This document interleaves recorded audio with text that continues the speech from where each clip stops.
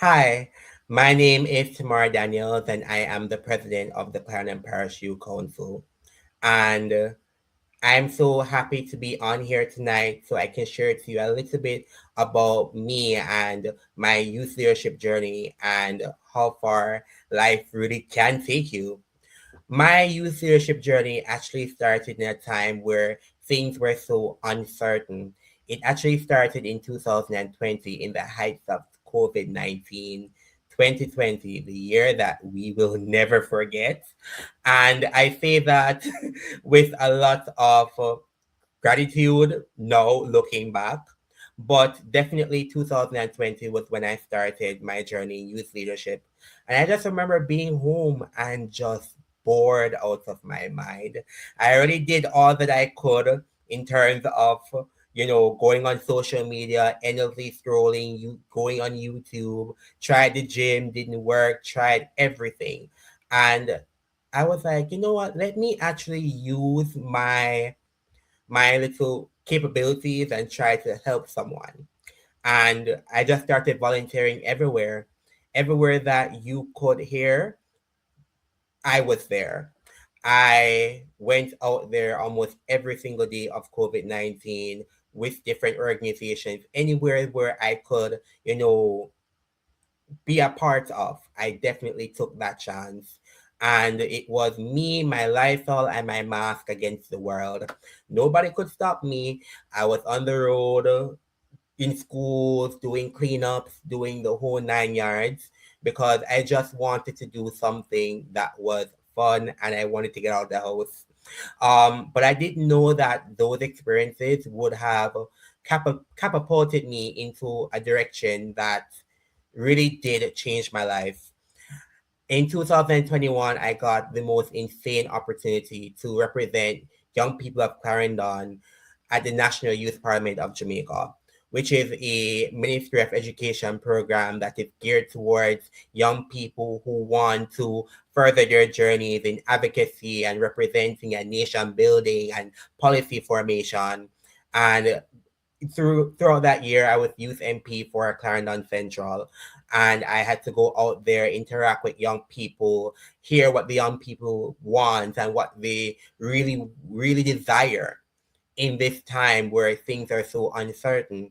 And it really did allow me to have a more intricate look as to what young people want and need, and not only what they want and need, but how I could contribute and help them and help society in general to be a better place.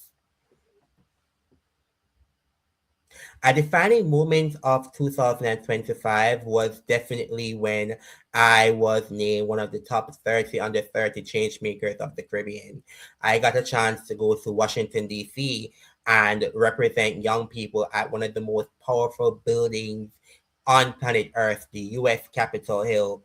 I got to speak to senators, policymakers, persons who are influential globally on issues that affect Caribbean youth each and every day, from crime and violence to mental health awareness, unemployment, um, just to name a few of the societal issues that we spoke about, in hopes of finding some form of resolution and innovative ideas that we could implement in our own communities to make life easier for young people.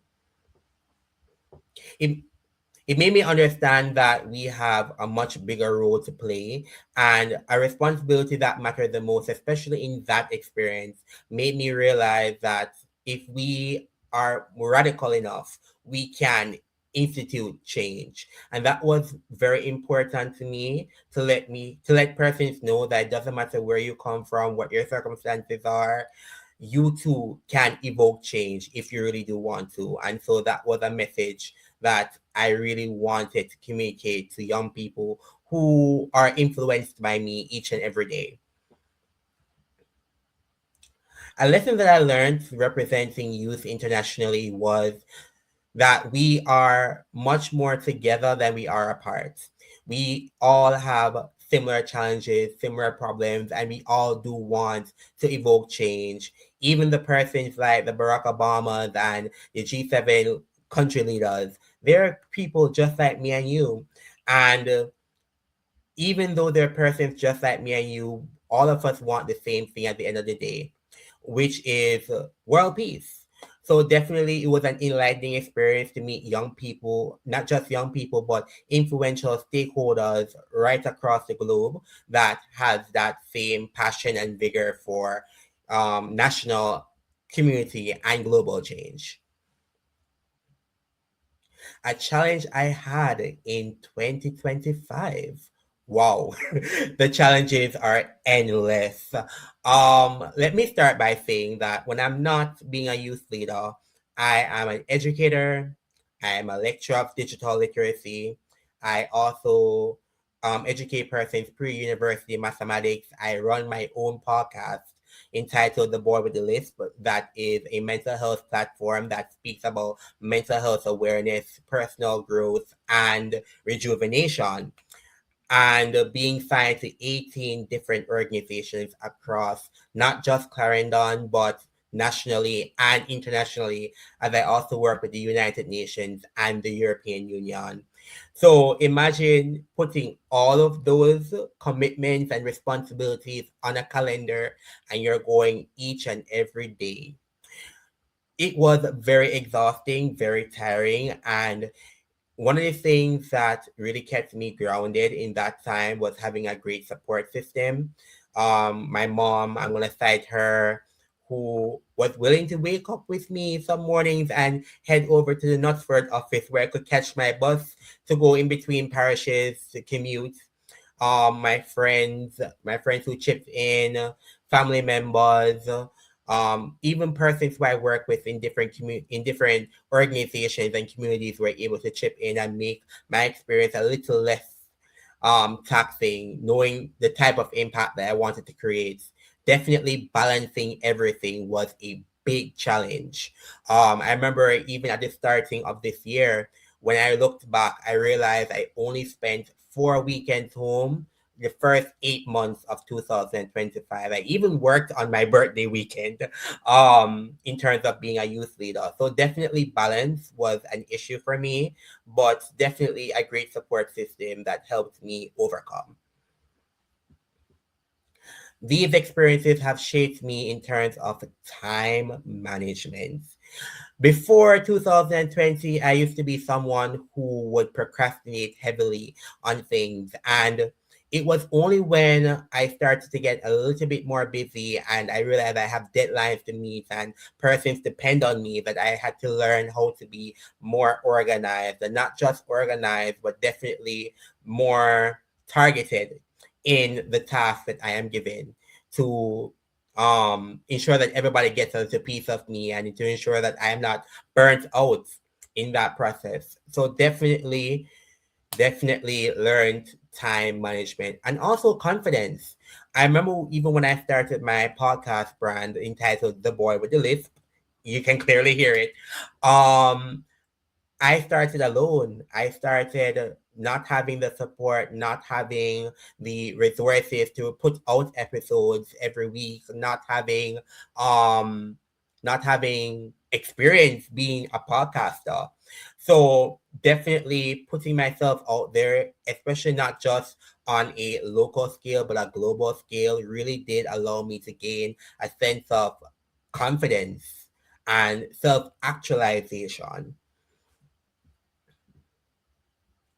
What I'm focused on as building as a leader is to understand that I'm not just a youth leader, but I'm a leader in my own right.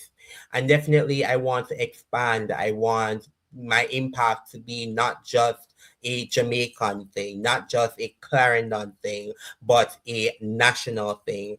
I think for me, I'm on my way of doing that. I last year, 2025, I was nominated for the highest youth honor in the country, the Prime Minister's National Youth Award of Excellence. If you had told 4-year-old Termario that that would have been possible, he would have probably laughed and told you that you're crazy. But um, to know that my impact has transcended not just the Clarendon space, but the national space has given me a lot of, motivation to continue. And so impact, I definitely strive to impact as many persons as I can. Young people need support. Young people need support in all ways. In terms of um mentorship, we definitely need that.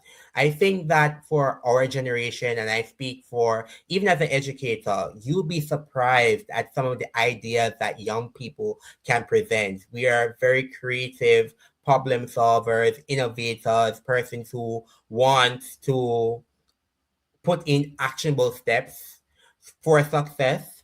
And I feel as if we're given the right resources and definitely invested enough in that, we would have such a better society where persons are, uniformed and radical and want to effect change and effective. So definitely investing in young people is one of those things. Advice for young people who want to lead: start somewhere, start anywhere, start small, get up out of your chair and actually go out there and do something that you are passionate about. Sometimes the greatest accidents can actually cause, the biggest life changes. For me, it started with me just being at home, bored, and not knowing what to do.